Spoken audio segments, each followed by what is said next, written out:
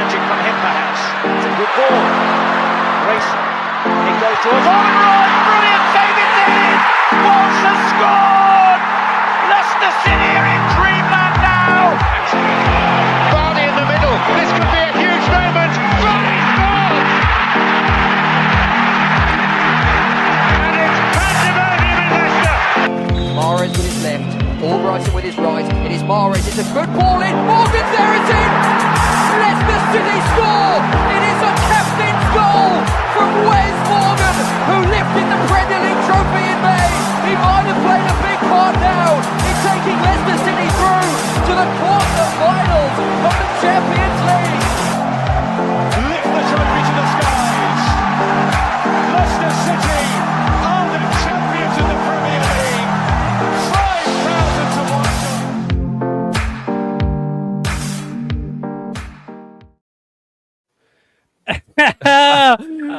Good morning. Welcome back to Blue Tinted Glasses. Ruud van Nistelrooy has been sacked by Leicester City Football Club.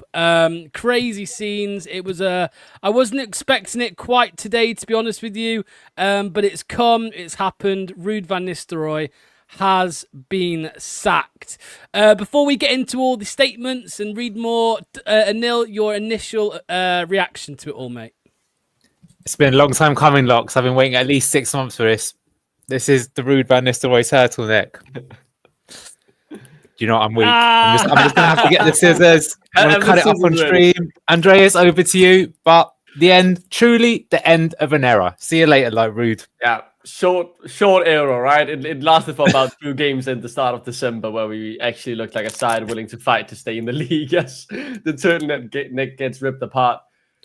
It's about fucking time, mate. I mean, finally, someone at the club actually showed up for the job, right? And I know we'll go through the whole statement. I'll just say, having quickly looked through it now, I'm so happy they've actually mentioned a process is now in place, right? Think back to Brian Barry Murphy when he, got a new job. There was no mention of any process. Now we know they'll actually have to do something about who's going to come in. I think I would have been open with the candidates we've been hearing, sticking with Ruud. But if you didn't tell him that at the start of the break, we shouldn't have stuck with him. So, if he had just wasted a month on holiday, not knowing he was going to manage, and then being told now, oh, we're going to stick with you because we don't find a good candidate, that would have been even worse. So I'm happy we got him sacked. Means we have a new manager in charge. There are a few decent ones on the market. We'll see if we can tempt them with the point deduction. So let's see if we can who we can get. There's loads of articles for us to go through, but we're going to start with the first one, which is, of course, Leicester City's own statement. So let's bring that up now. So as we can see here, Leicester City Football Club and Ruud van Nistelrooy have mutually agreed that Ruud's contract with the club as first-team manager will terminate with immediate effect. Men's first-team manager Ruud van Nistelrooy and club mutually agreed to terminate contracts. Ruud has overseen a challenging period for the club. From his appointment in November, he approached the role with professionalism, integrity, and a clear commitment to our aims, including through the integration of several promising players from the academy. Ruud moves on with the respect and thanks of everyone at the football club for his dedication and hard work. Ruud commented as follows: I would like to personally thank the Leicester City players, coaches, academy, and all the staff I have worked with for their professionalism and dedication during my time at the club, and to thank the fans for their support, and take this opportunity to wish the club well for the future. Preparation for the EFL Championship season will continue with the planned start of pre-season on Monday, the 30th of June. First team coaching staff will oversee the delivery of those plans until a new manager is appointed. There will be no further comment until this process has been completed. What do you make to that then, Anil? First of all, of course, Ruud sacked, the club thanking him for his efforts, Ruud saying thank you to the players and the staff, whatever. But also, the first team coaching staff will lead training until a new manager is appointed. What we thought would happen, because there is no man lined up straight away. That is absolutely farcical. Leicester are so far beyond the times, it's untrue. The way the better clubs are doing it, I remember Aston Villa sacked Steven Gerrard. I think Unai Emery was appointed in the afternoon. Bournemouth, they sacked Gary O'Neill. Andre Iraola was appointed the same day. We've had months to know this decision. I cannot believe that they don't have someone lined up, and that article on the site suggests that they don't. I was hoping that they would say a new manager will be appointed and we will let you know about that. They'll be here on Monday, whatever. Or maybe they're going to wait till July the 1st. Yeah, he's got the smile up as well. But look, it is good that Ruud has gone. He was not the man. But look, guys, it's going to be a rough season. And I can't believe they don't have the next manager around. But let's bask in a little bit of happiness today, even though it is at the misery of someone losing their job. Yeah, 100%. Luke's here as well. Look at this, we got a full house. Ragsy, let me come to you, mate. What's your initial reaction to this, mate? How are you feeling?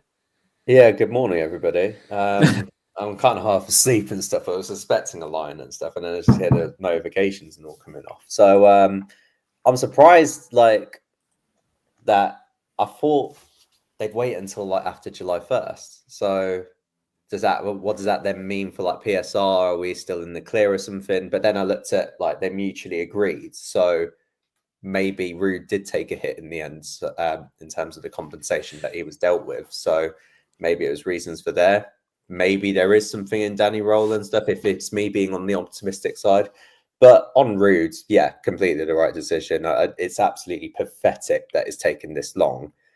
But here we are now and stuff, and then we can move on. And, you know, and as I said before, they'll look at it each step and stuff, and they won't like move on to the next step until one's dealt with and stuff. So like now we can actually actively look for managers and stuff. It won't come in straight away. Hopefully we hear something by next week and stuff. If it goes longer than a week, then it's just an absolute shambles, really. Well, I'm going to go to Luke, mate. What time is it with you, mate? What time is it? It's not too late, is it? No, it's not. 5:17 p.m. Right. Go on, Luke. I was going to come to you, mate, because just actually very, very, very quickly, what Ragsy was saying, I think you can basically push things along as well, like we did with Dewsbury Hall. I think the Dewsbury Hall sale was all agreed before the 30th of June, but it was put into the account or the other way around. So you can move these things around. But come on, Luke, talk to us, mate. How are you feeling? Ruud is gone. He's sacked. Okay, so I just mentioned this in group chat. I'll say it again for everyone that didn't hear me. Obviously, they're not part of it. First of all, I just want to say they're probably dodging. They've come out of this off left field date or time probably because they don't want to sack him on his birthday. Second of all, I'm not going to get excited and start celebrating until I hear in the next 24 to 48 hours maximum that we have a new manager in place and it is not Andy King.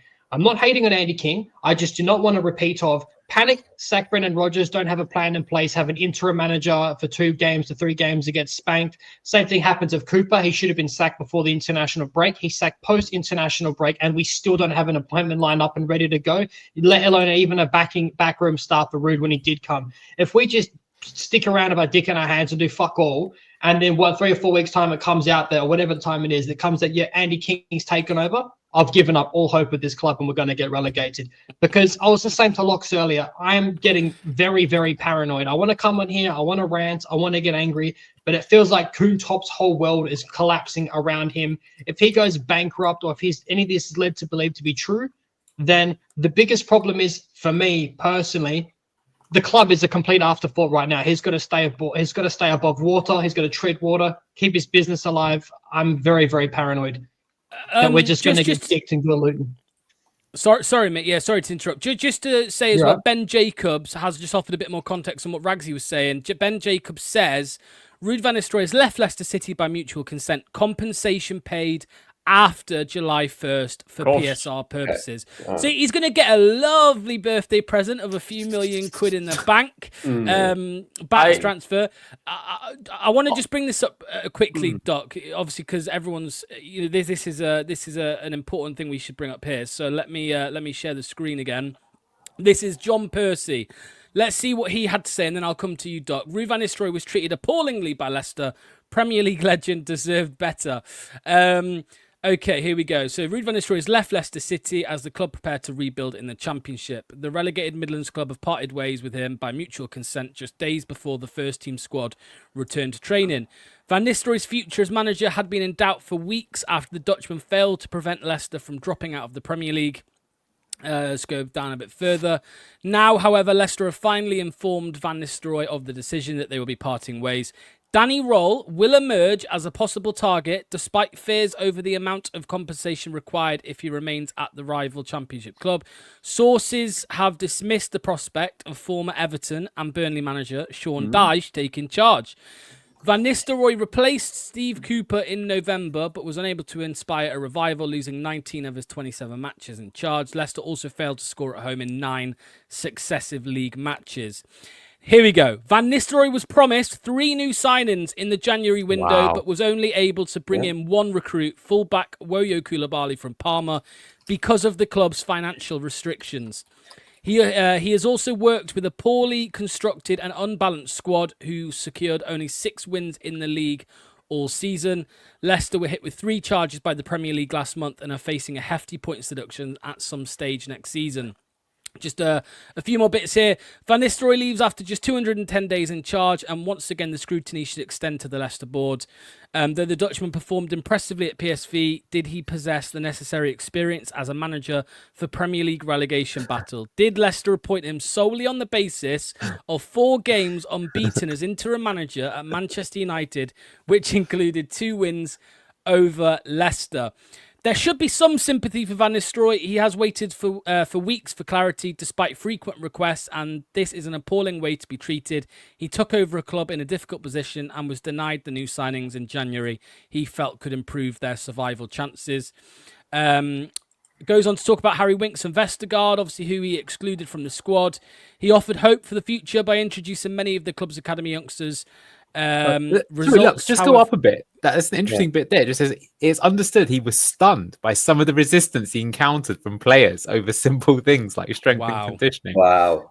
Jesus. Yeah. That and that doesn't really surprise us either, does it? No. Leicester now face perhaps Van Nistelrooy will flourish somewhere else at a more stable club. He was professional to the end at Leicester, devoid of ego and always personable. And then he ends with Leicester are now facing an uncertain future in the Championship, with owners King Power embroiled in financial issues in Thailand. With fears over a hefty points deduction next season, it does not promise to get any easier. Leicester need to examine themselves more than anything else right now. Go on, Duck. I'll hand over to you, mate.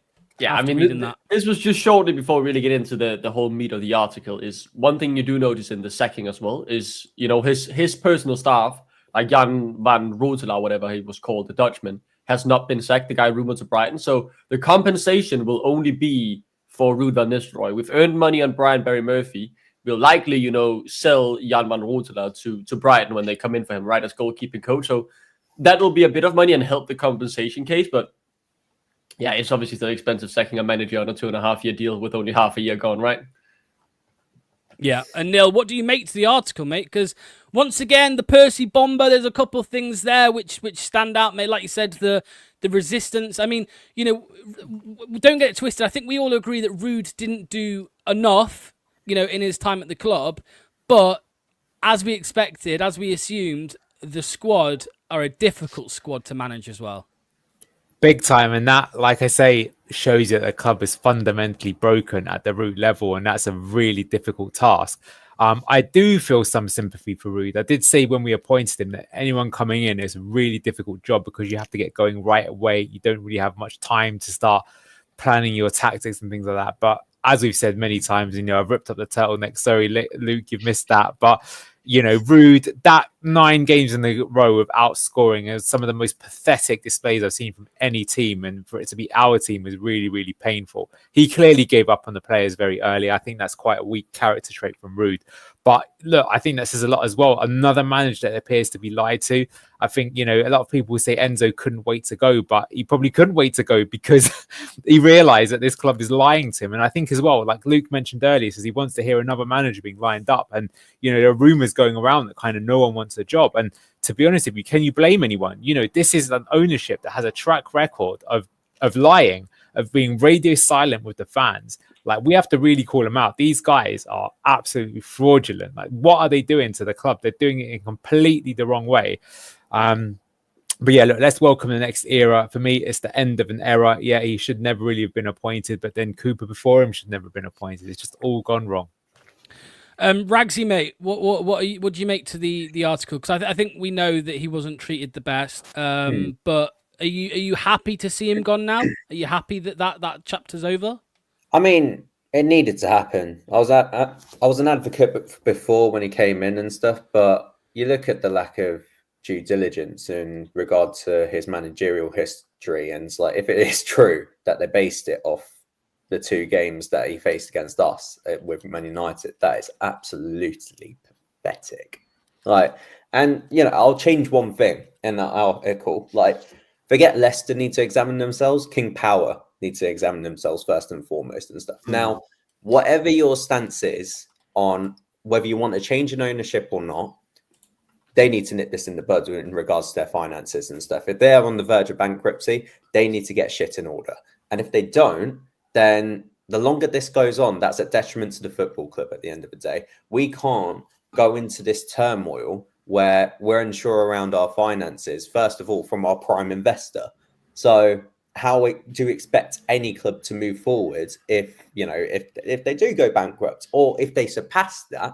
And they've got what's the state of our finances then in regards to investment and stuff? So it's looking bleak at the minute. So it's one step done, but that doesn't really suffice as to easing fans like tensions and nerves heading into next season and stuff. There's still a lot up in the air.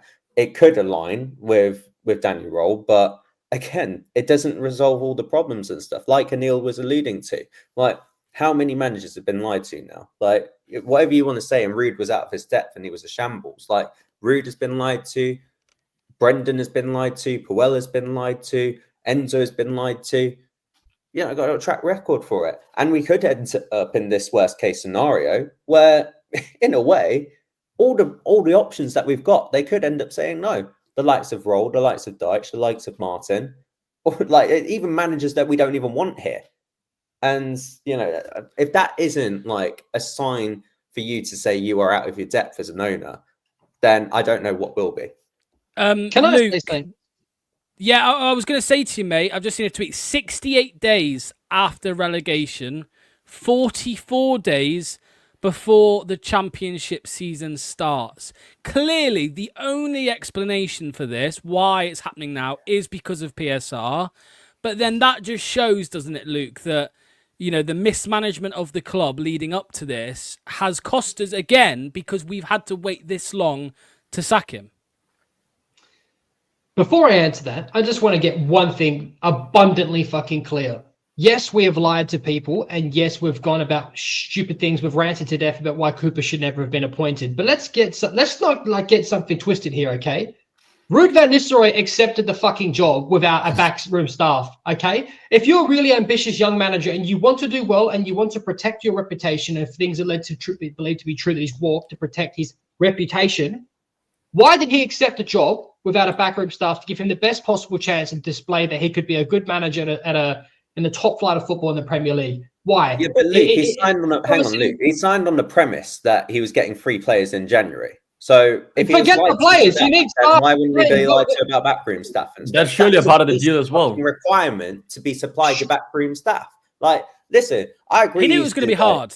I hear what Luke's saying. He knew it was going to be. He knew it was going to be difficult. He didn't give himself the best chance. What's he complaining for? I understand the player situation, right? We don't even know that. These are things out of his control, though. How do you know, Luke? Like, how do you know? Like, pay for it the staff himself. Though that's the club's requirement to go ahead and do that.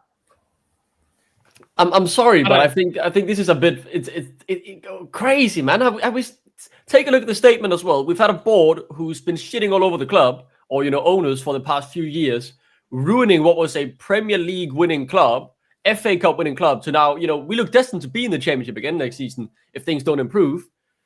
And have we heard a word? Our manager, the biggest decision I will say a club can make, there is 0 words from the higher ups. When you go on and read any other club's article, when they sack someone, there is a word from the fucking board. Like, what? There's nothing. We're destined for League One. Hang on a minute, Ragsy. How come when Dean Smith came on, he had John... I'm not finished here. How come when Dean Smith came in, he had John Terry and Shakespeare at the ready to go? It had nothing to do with the club. That was the own staff that he wanted. I understand what you're saying about the players, but that is 100% a Ruud van Nistelrooy. He should have been like, you know what? I want my fucking staff. We'll worry about players in January. If you're going to come in with no backroom staff and like cuckold yourself into this fucking handicap fucking managerial position, that's on Ruud van Nistelrooy. I don't understand it. Maybe he didn't, no, I do hear you. I do hear you when maybe he didn't he was a bit naive to the extent that he didn't have coaches in at the ready to be like, yeah, okay, these are the guys I want, him, and him. But maybe it would have led to the fact that he did have them, like, but they were just like, oh no, they're at other clubs, we can't pay them off their compensation and stuff. So then it's all up in the air, being like, well, what the fuck do I do now? So I'm not saying that is like led to what happened, but yeah, it could be a possibility. Neil, what's your thoughts on this discussion? You know, specifically, mate, because like I see both sides, right? I agree with Rags on the front that if he was promised players and he didn't get them, that's not on, right? But I agree with Luke massively on and I don't feel sorry for Ruud because he didn't have backroom staff. It's the club, like the club should not be appointing somebody if you know that he's going to have to work with the rejects from the last manager, and then like 3 months later we sack the backroom staff and don't bring. You know, we brought in the goalkeeper coach, of course, and Andy King, but like, what's that going to do? Really, it was the club, right? It was a lack of planning. It was a lack of structure from the club. Yeah, I mean, we've said this before, but I mean, Ruud was set up to fail. That's what I'm saying. I'm not really sure anyone who's coming in was going to get. I mean, I think he could have done better, right? But I think we were destined to be relegated. I sort of see where Luke is coming from, though, that he should have been a bit stronger. But I mean, you know, I think this ownership likes a yes man. That's the truth, right? They don't like to be told what to do. So they have to, you know, look. You know, it's been said by John Percy a lot of times that they need to do a lot of self-reflection, because they can keep sacking managers, but it's very clear at this point in time that it's no longer the manager's fault, right? It's decisions being taken at board level that have direct impacts and consequences on the staff and what happens, the results on the field. But look, I think we shouldn't really spend too much time arguing about it. Ruud is literally yesterday's news now. He's gone. We knew he was going to go. He has gone. What's the point about crying over a 2-bit Dutch manager that I don't think we'll ever see in the Premier League again? Not good enough. Do you think you'll see him in the Premier League again? I don't. He's 49 years old. After a stint that bad, he maybe will get a job in Holland, but that was a real poor effort from him. So, you know, let's move on to the next thing. But not having anyone lined up again is absolutely farcical. Many teams have already started pre-season. We're going to start it. And, you know, how do you rally the troops? I guess some of the players will be happy, but you're just going to be thinking, okay, but who is coming in? When they come in? How long ago? Like, it's what, more than a month now since Will Still came into Southampton, a great manager with a promotion rival who spent the past month, you know, thinking about his opponents, thinking about what they're going to do, planning the team, looking for transfer target. And just today, we are now in the position where we are looking for the next manager. Yeah, I mean, there are obviously some decent ones on the market, but it's farcical that we don't have someone lined up. It could still happen, right? It could go very quickly from here. There could have been some groundwork laid behind the scenes. All the rumors about managers having been in contact with the club would definitely suggest that. But it would be very nice when you spend so much time following a football club that the owners would actually tell you just a bit of what the actual fuck is going on. Because we've been wandering around in bewilderness for 68 days now. And there's been these theories about everything going on and PSR periods and point deductions. Obviously, the point deduction is not a theory. We know that will happen eventually. But, you know, all about this. Why hasn't he been sacked earlier? Sean Dyche said to take over on the 1st of July. I'm hearing this. Could they just tell us just tell us what's going on, mate? It's not that hard. That's the first way to really try and rebuild this relationship. Your company's going bankrupt. Could you tell us about that as well, mate? Are we being liquidated? Yeah. Well, you know, I mean, you know, I mean, I've just seen a funny tweet here which said, bookmark this, in around November, John Percy will drop another article confirming that we fuck up and we stuck the sacking into last year and it's given us another PSR charge. Exactly. That wouldn't surprise me with this. That wouldn't surprise me with this club. But no, it has been. You know, we've waited so long, and I suppose the talk is now what does come next for Leicester. And Luke, let me ask you, mate, because usually when Leicester sack a manager, it does take time before we hear who the next guy's going to be. Now, this is a bit of a different situation because the club have probably known since we were relegated that they're going to get rid of him. And they've had all this time. Do you think we will hear about a replacement soon, Luke? I mean, you know, from the wording of the club statement, it sounds like it will be Andy King and others taking training on Monday, the first day of pre-season. But do you think it will be waiting long for the new man? Okay, so you're saying Monday is the start of pre-season training, yes? Yeah, it's the pre-season testing where they come back for all their fitness stuff. Yeah. Okay. If we don't have a manager by Monday, Wednesday at the latest, and we're starting to undergo pre-season training, and we don't even know what brand or style of football we're going to be playing, whether Andy King's going to be an interim manager keeping it permanently, the players, in my opinion, if I'm a player and I want to know what way I'm playing football, what the new manager is going to be like, we're going to have a rapport. Am I going to be in his starting 11? Is he going to value me? If that is not sorted out by the end of the first week of preseason, I'm on the phone to my agent saying, get me the fuck off this rotting, sinking ship. We don't know how the points deduction is going to be. We don't know if this team's going to sign anyone. We don't know anything. And you know what's even more worrying? You thinking that Ricky P is going to stay and stuff like that. If Ricky P does stay and all these players that are on 1 year of their last year of their contract, we can't move them on. That's even more money that's going to be added to our 300 million of players that have walked for nothing. That's going to continue to pile up. King Power need to just sell the club at the end. No matter what happens at the end of this season, they need to sell. Their time's done. They've clearly demonstrated that they can't fix things. If we don't have a manager lined up already, which evidence and history would show that they don't, because of what's happened to Rodgers, Cooper, everything I mentioned earlier, we're fucked. We all know it. Just we may as well just part our cheeks now. I'll say to this briefly, there is one way I could accept us not having a new manager in for the first preseason game on the 4th of July, and that would be because we're waiting for Danny Roll to leave on a free so we can get him without compensation. Literally the only acceptable choice, in my opinion, if you're waiting a little bit longer, because you should be able to get someone in when you've had, how many days have it been now? Like 50 days or whatever since we got relegated. You should be able to get someone in now. You should have laid the groundwork and now just need to get the final business done and have them ready at the very least for the first game on the 4th of July. Yeah, Neil, do you think we'll be waiting long, mate, for the next one? Because, you know, we're not hearing anything really other than just baseless rumours. You know, if you believed social media and other sources, it was Daesh but Percy seems to think it's not gonna be Daesh. We've got no idea, really, have we? We've literally we've not got a clue who it's going to be. It could be Andy King, it could be Michael Carrick, it could be Chris Wilder, it could be anyone. I think it will be Andy King. I think it is farcical, because the thing is that, like, even if it is going to be Danny Roll, it's not good enough. Like, a manager needs to be like, think about someone like Will Still. He'll have had a month to be able to call up his key players. Like, they probably are going to sell Tyler Dibbling, but let's imagine he wasn't. He'd probably be calling him on the phone going, "Hey Tyler, it's Will here. I'm the new manager of Southampton. I can't wait to work with you. I've been studying your game. I think you're really good in the inside right position, but this season I see you being more of a number 10. We're going to make you the main man. You're going to be the star of my team." You know, that's what a great manager is going to be doing. You saw Enzo when he came in. He managed to convince some players who were thinking of going. They're like, "Do you know what? I'm going to give this guy a go. It sounds really interesting what he's going to do," right? Whoever we're going to appoint, they don't even know where they're going to be living.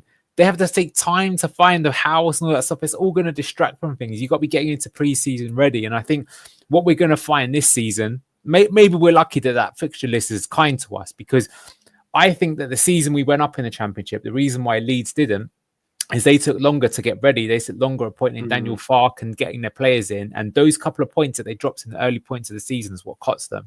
And I just hope that doesn't be the case here, that we're going to be like, "Oh, you know what? Leicester missed out on the playoffs by 3 points." And it's like, if we'd have had a manager in line faster, we would have sorted it out.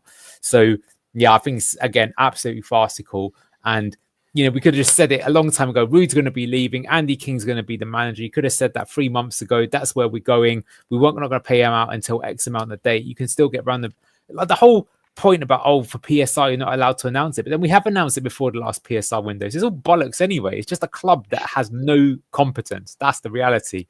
Tough season, guys. Tough season coming ahead. Yeah, Ragsy, I mean, who are you? Do you think we'll be waiting long? Do you think the club might have...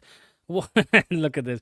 Leicester City signed Italian manager Samuel Allardyce. Yeah, I mean, what are you thinking now, Ragsy, obviously, for the future? I mean, like, just similar to what Neil's saying, like, it should just be common sense just to offload Ruud.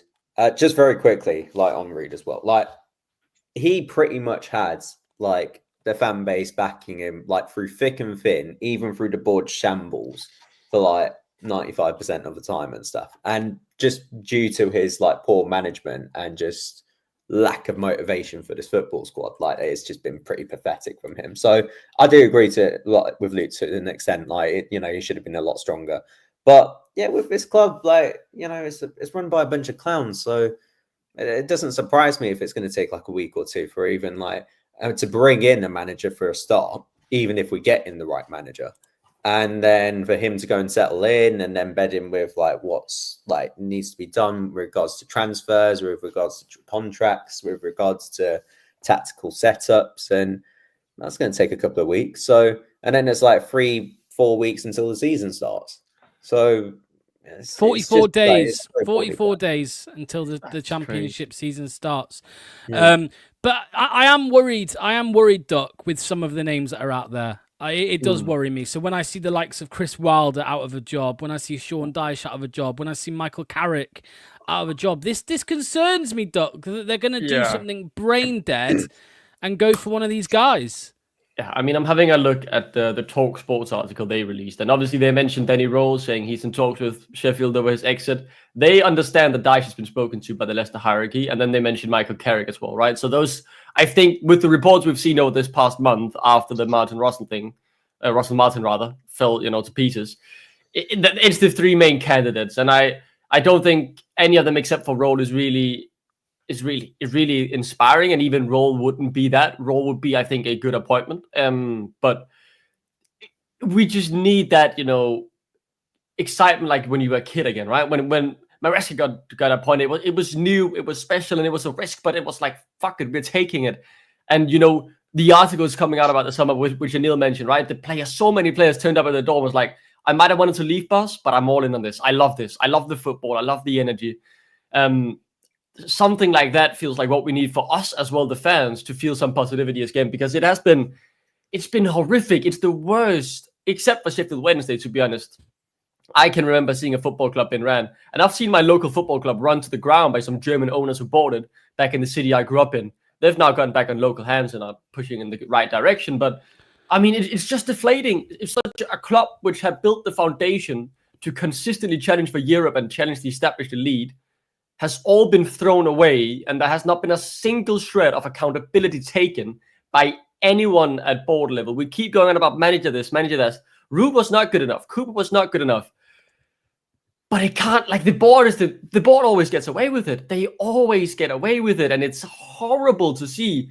How do the dominoes not fall up to that level at some point? Because this can't keep happening. We can't keep going in the wrong direction. And it's shocking. It's absolutely shocking that no heads has rolled yet. Yeah, go on, Anil. I know you've got something for Luke. You're on mute. You've done me. You've done what I do. I have. I got construction outside. That's why. It's a question for Luke, but it's also for the rest of the panel and for chat. But I know that, Luke, you're quite anti Andy King, and I can understand why. But here's what I propose to you, right? For me, I feel like the season coming up is essentially an off season. We're going to have a massive points penalty, most likely, probably really hampered in the transfer market. For me, the worst possible thing we could do is appoint the wrong guy. So what if we appoint someone who is basically only going to be here for a season? They're here to make sure we don't get relegated. Maybe we push for the playoffs. And then that means that next season we're in a place where we can appoint someone better. Because the reason why people aren't going to touch this job with a barge pole is because you've got owners that have completely messed up the running of the club, that lied to their manager. You've got a situation where what can you really achieve? Like, maybe the best you can achieve is you can sneak into 7th place in the playoffs and probably not make it because your squad isn't good enough. So what is the point of appointing a dinosaur, a has-been that we know isn't the right man? So I'd like your opinions on that. That doesn't mean, for example, though, that Andy King is the right person as a result of that, because he could be an even bigger disaster than Ruud. But that's why, me personally, I'm not so dead set against it, because I think I've said this for a long time, that I smelt something was coming, and I think we still haven't seen the end of it, right? The King Power bankruptcy thing seems like it could be it. So what do you make of that? Go on, Luke. First of all, it depends on what his relationship is, first of all, with the players. Like a lot of the players, like, I hate Ruud van Nistelrooy, but I'm on board of Andy King. He's a nice guy. He's giving me some good tips. People like Monger and stuff, and some of the youth feel like maybe they've developed under him. But the problem for me is he has no experience whatsoever, other than a little bit of with the youth from less than a year, and his time under Ruud van Nistelrooy, which was absolutely shambolic. So he's not done an apprenticeship like Enzo has. I know it's obviously pretty good what he's done. It's gone on to do, and particularly he's learned from the master himself, Pep. But in my opinion, you cannot have someone that's never managed full-time with this amount of pressure. And you could say and turn it and spin it like he just said, like, look, this is a free hit. No one's going to want to come near us with a barge pole, these points deductions. It's a free hit, whatever. Maybe he plays the youth and the crowd gets behind him. But in my opinion, if it goes wrong and it goes toxic and we lose, like, let's say 3 or 4 on the trot, and players are not inspired because they have someone that's never managed before whatsoever, then in my opinion, it's even worse. Now, I don't want to appoint a dinosaur, but at the same time, they're like, we're going to keep putting ourselves in this cycle, never ending. And if we don't get someone that has a brand of football that we can commit to, and we started to do that with Enzo and went completely against it. We hired Cooper. I know I've banged on it to death. I understand what you're saying of Andy King. If we can't afford him, it is what it is. But in my opinion, it could be absolute suicide. Anybody want to take this next? Yeah, I think like the worry with this club that it's kind of put itself its position in. I think like we can all sit here and agree as fans and stuff. I think like role is like most people's favorite in regards to the role and to go and take it up. So, and I think that could be the club's position as well.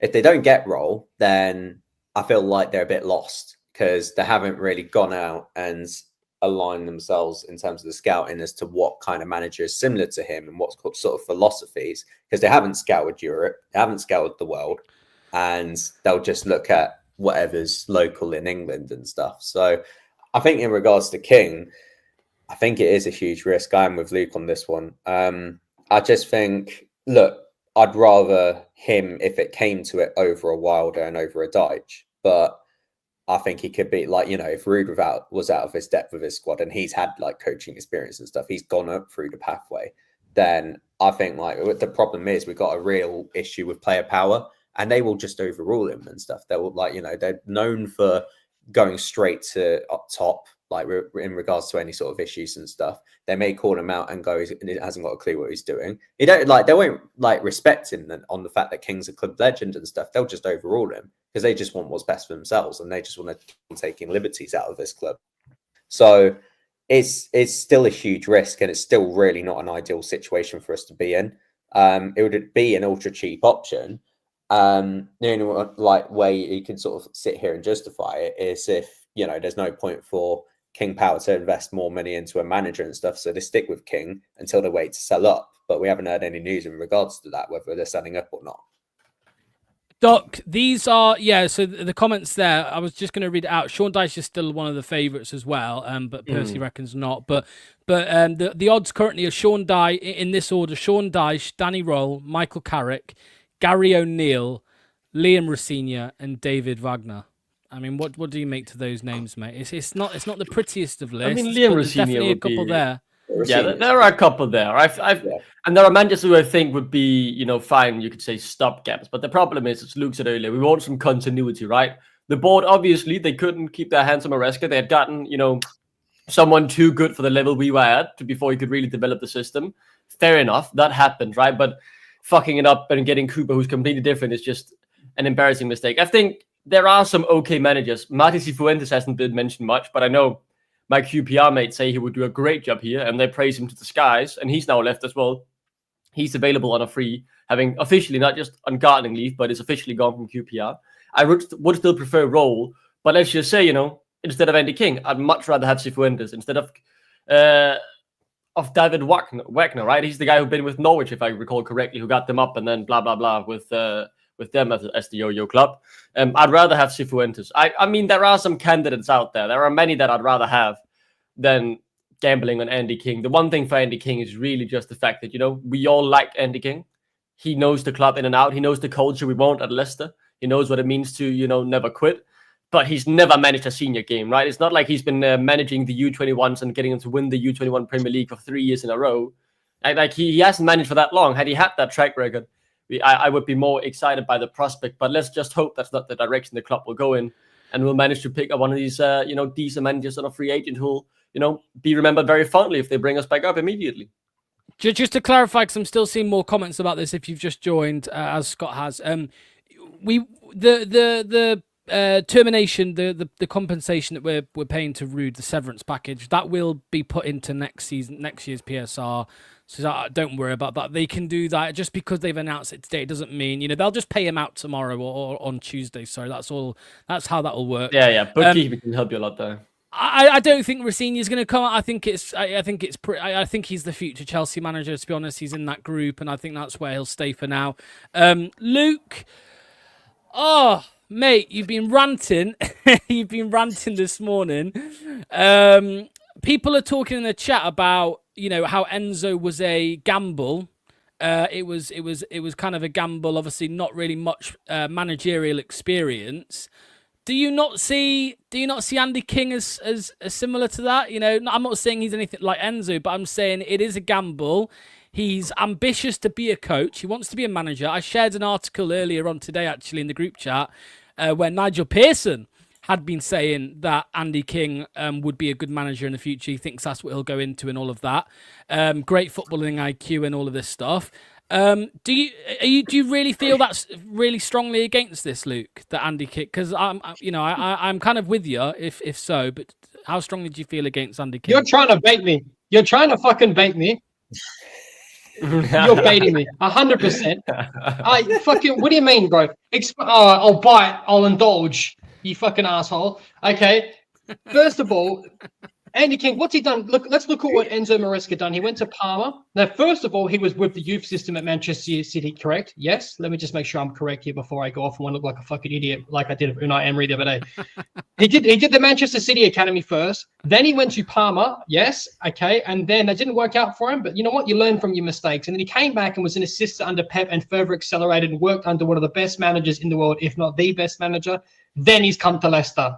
Compare that to what Andy King has done and then talk to me. You're 100% baiting me. I know you knew the answer to that question before you asked me it, but I will indulge anyway, just for the clicks and views. Do you want to respond, Anil? Right to respond to what JB said here, mate? Yeah, I understand where you guys are coming from. What I'm saying is that do you want to appoint someone who's clearly the wrong person right now when we're going to have a disastrous season, or you wait until you can get a good manager, right? If you're just having a stopgap manager, I guess the best example I can give you is before England appointed Thomas Tuchel, they gave Lee Carsey the job for a few games before they actually sorted out who they really wanted to lead the team for the World Cup, which is the big one. No one cares about the friendlies. I can see a situation like that. I'm not suggesting that Andy King's going to be even a good manager or the next legendary manager. I'm not saying that.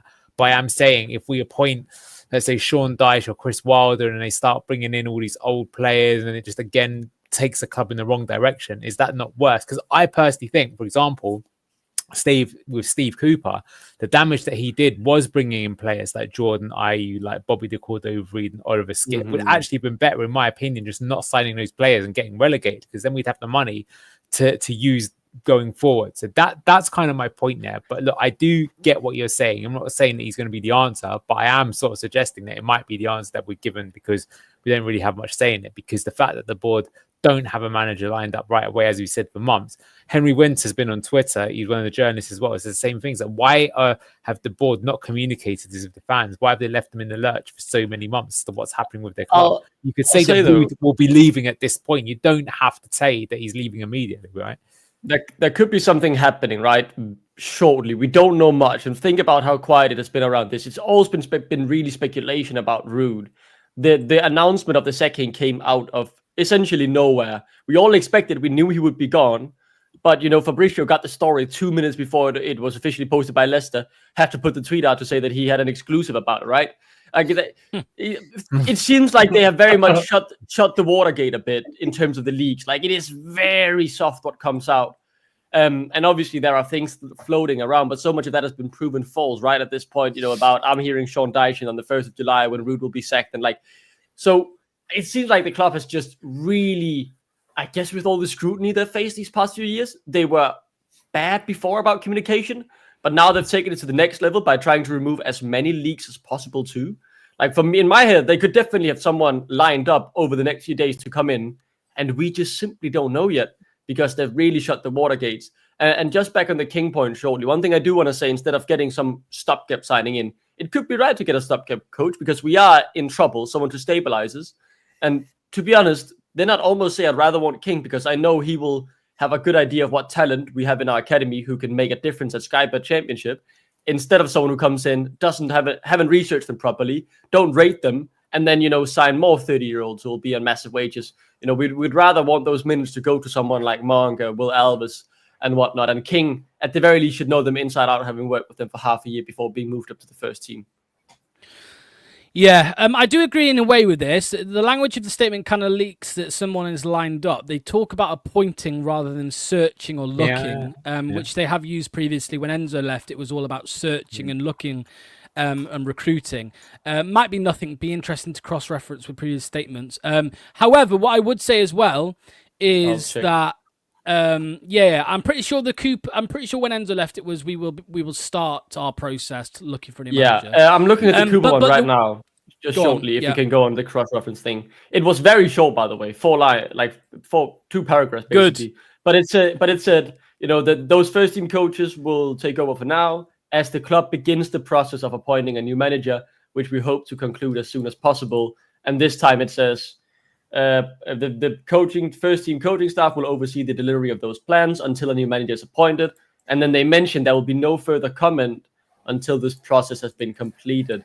But yeah, so and what I would also say to that, Doc, is I would say as well the wording on that suggests no one's going to be appointed today, tomorrow, Sunday. It sounds like it will be the first team coaching staff that will lead the first day back in training on Monday. So we don't really have any idea. We're clutching at straws here. What I do want to say though, because we've had a lot of rants and a lot of moans today, is I think it's important that we all remember that 90% of the fan base wanted this guy sacked. We wanted him gone. I understand that it's taken a long time, longer than any of us would have hoped. We would have preferred to wake up the morning. I was meant to go to Twycross Zoo. The day after the season finished, I was going to go to Twycross Zoo. And I said to the missus, I ain't going anywhere. I'm staying near my laptop because Ruud's going to get sacked. 44 days later, and I'm going to Norfolk in 1 hour's time, right? So thank God it came out at 10 o'clock. But yeah, it's. I mean, there's a comment here. Just another pre-season flawed by managerial bollocks, though.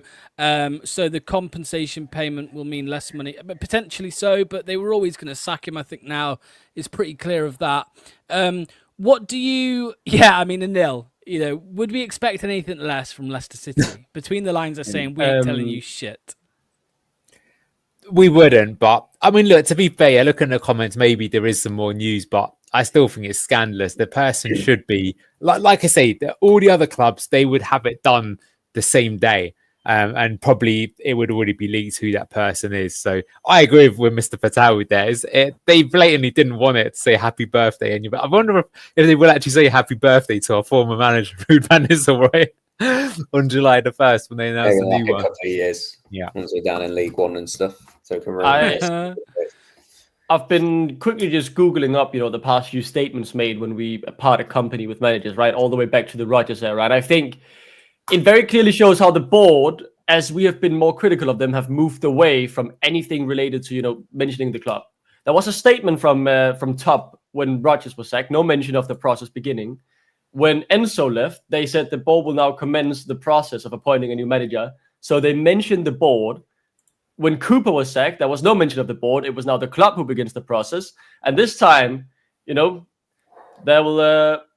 just say they'll find a new manager. There's not even a mention of the club beginning that process or anything. Like they've completely removed themselves from the equation, like they are not there. It's kind of scary to think about. In a few years, we've gone from actually getting statements from our owner to now them not even mentioning the board in any sense, knowing it will, draw criticism, which is, crazy. You know what, Duck, you had a very good point. Sorry. Go on, mate. Go on. I just want to say this. Sorry, I didn't mean to talk over you. That's good. Duck has just popped a light bulb in my Australian head. The fact that we have a new CEO, we have deafening silence. Well, we don't. King Power. Yeah, and do you know why? Because Kuhn-Top, Iowa, whatever you want to fucking call him, is officially became an ostrich. Because that motherfucker's head is 100% in the sand and he doesn't want to hear or think about anything because it's all too stressful. And I'm trying to be compassionate and feel sorry for him for everything I mentioned before. His whole world's collapsing around him. His hero and idol and his dad has died in tragic circumstances. And I'm so grateful for what his dad did for the club. But it's time to accept you've got to go, mate. I've got to go in a minute, but the time is it's up for him to go. He let people mark their own homework after we got relegated last time. They did things even worse. So the whole point of that was fucking ridiculous and made no point whatsoever. I hate coming on here and ranting and being negative, but the truth of the matter is they've had too many chances to right wrongs, and I just can't see Roll being appointed in the next 48 hours. I would love to be wrong. I'd love to come on here and be like, all aboard the sausage German hype train, but I don't think it's going to happen. Anyways, guys, take care. Have a good weekend. I'll see you. And a bit like All the best. Look, I wanted to bring this up, lads, as I tend to do when there's announcements like this, and it is the reaction. You'll see Ragsy here as well. You'll see the reaction to the post online. So, Foster being very professional. All the best, Ruud. Ragsy, absolutely pathetic that it's taken this long. Didn't ask and ratio. LCFC Ruud, who's a big. He likes Ruud, yeah. but they will. yeah. Deluded Felix. Absolutely embarrassing how long this it took. K. Saints Saints fan here. Why so late? I don't understand. Screams huge mismanagement at a board level. Obvious for 2 months. Just shortly on that, right? If I can say something, I've for years been laughing about the fact that things might be better at Leicester, but we're not Southampton. I think that's changed over these past few months. Now I'd rather be Southampton, man. They've got a manager in early. They're making transfers. You know, we've just deteriorated to such a level. We're worse than Southampton, man. It's unbelievable. Happy birthday to me. He'll probably get a tweet soon from the club mentioning that. Yeah. If Has you're this worse been than in your Southampton, drafts though, since there's no March? point in existing, man. Like, just give up as a club. That's the thing. Love the club, hate the board, King Power out. Good morning, Turtle FC. He deserved better, King Power out. About time now, bring in Roll. Not a happy birthday post. Yeah, here we go. Look, Ruud van Nistelrooy leaving Leicester City. Do you know what I want to say? Like, I'll just quickly say this on the fans and stuff in regards to their sort of like verdicts on like managers and stuff.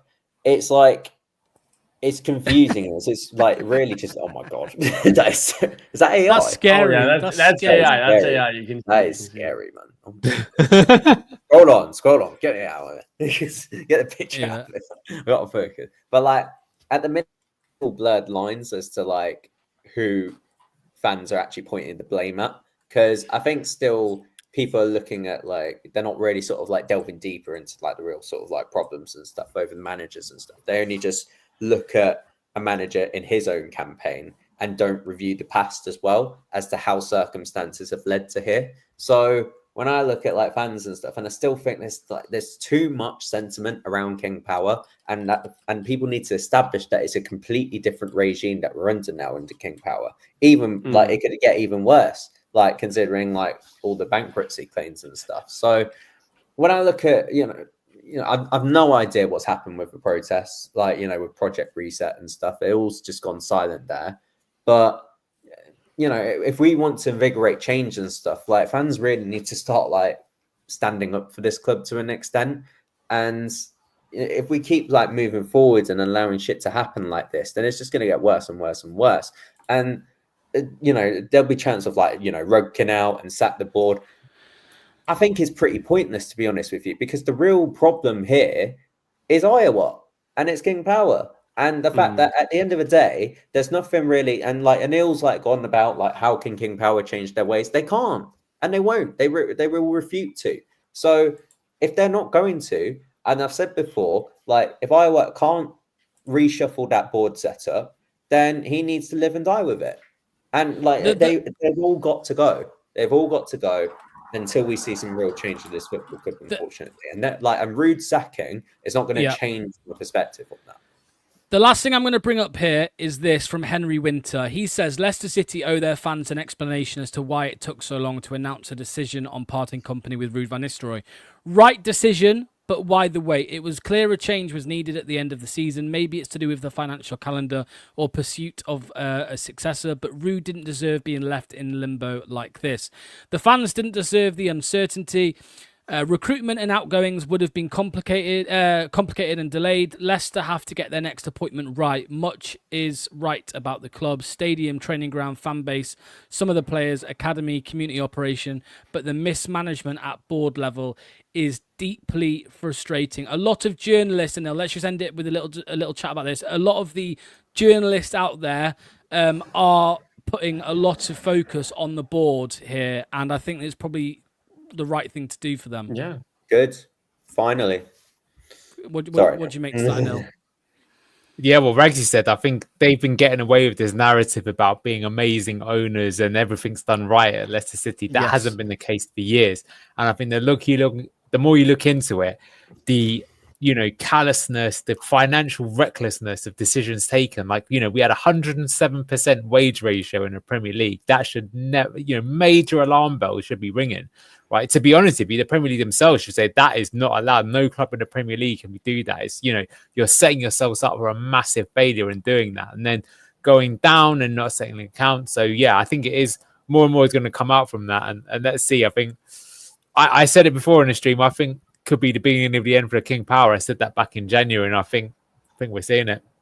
I'll just say as well, how embarrassing for the board is it that a manager who has now just been, left or sacked or whatever you want to call it, left on mutual consent and been mistreated for the past basically 2 months without any word on his position, not got the signing promise in January, and he's the one giving a statement thanking the fans in his second post. Like, how embarrassing is it that he's the only one actually speaking out? And when you read through the statement as well, it sounds like the admin feels bad for him too, the way he's been treated by the board. There is a lot of praise for him in that, despite the football being woeful for most of the time, 90% of it, when Ruud was here. I mean, I think it's shambles, mate. And I think we are probably, in my opinion, depending on who we sign next, living in the worst possible timeline you could have imagined. Because, initially when we came back up, I said if we went down, there was no guarantee we'd be back for the next 5 years, depending on how things unfolded. But by the way things are looking, if we get the next appointment incorrectly, we could be looking at the next Luton. Like, we could be the next Luton. We're heading in the completely wrong direction. Luckily, though, the foundation built on the new training ground, on the talent in the academy, and the squad should still be good enough to keep us up. But it's embarrassing the position we're in from where we were 4 years ago. Ragsy, final words, mate? What's more left to say on Ruud? Listen, like, for him, I think, like, maybe he could go away. I think he needs to go back to Netherlands and stuff and sort of like reinvigorate his campaign. And this is kind of like what I was challenging Luke earlier, being like, it's, because at the end of the day, it's like, I've seen this before under this regime, and it's flawed and it's not good enough. So it's hard for me to like keep on going at a manager after manager when, and this sets up a poor foundation. Let's say if we do get Danny rolling, and they don't learn from their mistakes, because they just won't, and they'll keep on lying to them, and they'll keep on leaving him in the lurch, and they'll keep on giving him false promises, then, it's a really bleak viewing for what's to come. And in regards to King Power, when you look at teams that have bounced back and stuff, and yes, you can rebuild on, your solid academies and the amazing training facilities that we have. But at the end of the day, there's this big rot that is set in, and it needs to be cleared out. And if it's not going to be done by King Power, then it's got to be done by a different regime. Many clubs have had stories where they've bounced back, but they've all come under different regimes. And King Power has run its course, and there's nothing more to say on that. This is exactly how I feel. I think Ruud is a poor manager. I think Cooper is a poor manager at this level. However, how many times as Leicester fans and any neutral fans have you looked at clubs like Spurs and Watford where you think it's not the managers that are the problem, it's the people above? And we are becoming one of them clubs. We are becoming one of them where the fans, out of anger, go for the manager. We go at the manager. We say he needs to go. We need to get somebody else in. Blah blah blah blah blah. But we know really deep down that there is problems above the manager. It's at board level, and until that's fixed, as the comment here says from Tony, the elephant in the room is not resolved. They can bring in who they want. They can give us a shit show. They could bring in the next coming of Jesus Christ. But as long as those people at the club are still making those mistakes, then we're going to be in the same boat in a year's time. Yeah, that's true. We're not becoming one. We already are one. We already are that club. We already are a Watford type club where we're just sacking managers now. So we're going to end it there. Thank you to the over 800 people that are watching. Much appreciated. Make sure to hit the like button. Make sure to hit subscribe. We will be back as soon as there's more. I will give you a warning. If it is today or tomorrow or Sunday, it will be a nil. And Nil will be hosting, or somebody will be hosting, just not me. But if there is no emergency stream, we will, of course, have Good Morning Foxes on Sunday. And what we're going to talk about, because the Good Morning Foxes, Anil, was going to be about Judgment Day. Is Judgment Day coming? About Ruud leaving? It's already happened. Is it next manager chat now on Sunday morning? There will probably be some links with manager, right? You can talk about by then. We'll look back at Ruud's Okay. reign, how crap that was. We'll talk about what's next, and I think we'll talk about the board. So be a pretty interesting one. But I expect there may well be a stream before that one would be my prediction. I've said that a few times, so let's see. Yeah, I agree. Right, cheers to Anil, cheers to Ragsy, cheers to Duck, and cheers to Luke for joining us. Manny's still asleep. This happened with Cooper as well. He had no idea. Yeah. Sorry, Josh. No 24-hour stream. But yeah, we'll see you Sunday morning or earlier. Who knows? Enjoy the rest of your day. Ruud's gone at last. Finally. Goodbye.